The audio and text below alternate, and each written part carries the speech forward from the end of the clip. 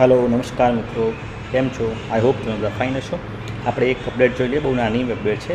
ONGC જે છે બરાબર, એને અસમ શાખાની અસમ જે છે અસમ બરાબર, અસમ શાખામાં જગ્યા રિક્રુટમેન્ટ છે, તો ઇન્ટરેસ્ટેડ લોકો માટે છે આ બરાબર। તો 2024-25 તો છે, તો તમે જોઈ લો કે અહીંયા ONGC Assam asset invites qualified and experience retired બરાબર। કોના માટે છે? ક્વોલિફાઈડ અને એક્સપિરિયન્સ રિટાયર્ડ ઓએનજીસી પર્સનલ, એટલે રિટાયર્ડ વ્યક્તિઓ માટે છે બરાબર। અને શેની પોસ્ટ છે? તો અહીંયા પોસ્ટ છે પ્રોડક્શન, ડ્રિલિંગ એન્ડ મિકેનિકલ બરાબર।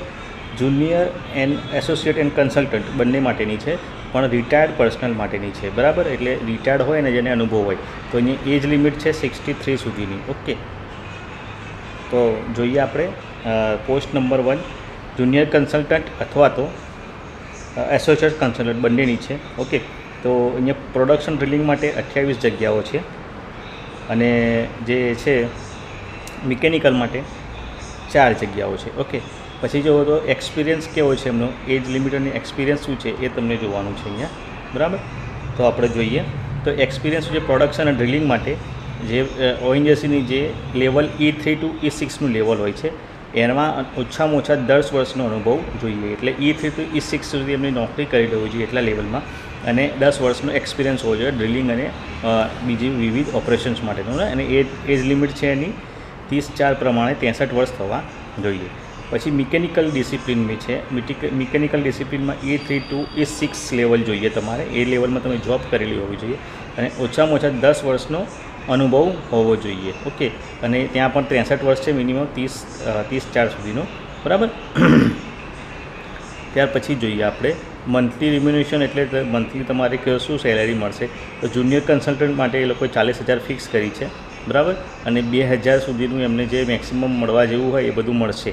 ઓકે, એટલે સરકારની જે બધી ક્રાઇટેરિયા છે એ પ્રમાણે મળશે। ઓકે, એ રીતે એસોસિએટ કન્સલ્ટન્ટ માટે બરાબર 66,000 પર મંથ છે। ઓકે, અને 2,000 સુધી દર વધતો રહેશે બરાબર।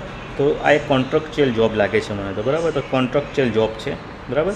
તો જે વ્યક્તિઓ એલિજિબલ હોય એ લોકોએ આ ઈમેલ ઉપર ઈમેલ એડ્રેસ પર તમારું ડિટેલ્સ મોકલી દેવાની છે। Okay, application in the attached form application કરીને મોકલી દેવાની છે। લાસ્ટ ડેટ છે તમે જુઓ છો 10/5 સુધી છે, 4:30 સુધી। ઓકે, તો કેન્ડિડેટ શોર્ટલિસ્ટ હશે પછી એમને જાણ કરવામાં આવશે। ઓકે, તો કાંઈ ખાસ એટલું વધારે છે નહીં બરાબર। તો આ એક શોર્ટ જાહેરાત છે, બધાને લાગુ પડતી નથી, પણ કોઈ જો એલિજિબલ હોય તો એમને ફોરવર્ડ કરતા રહેજો, એમને કામમાં આવશે।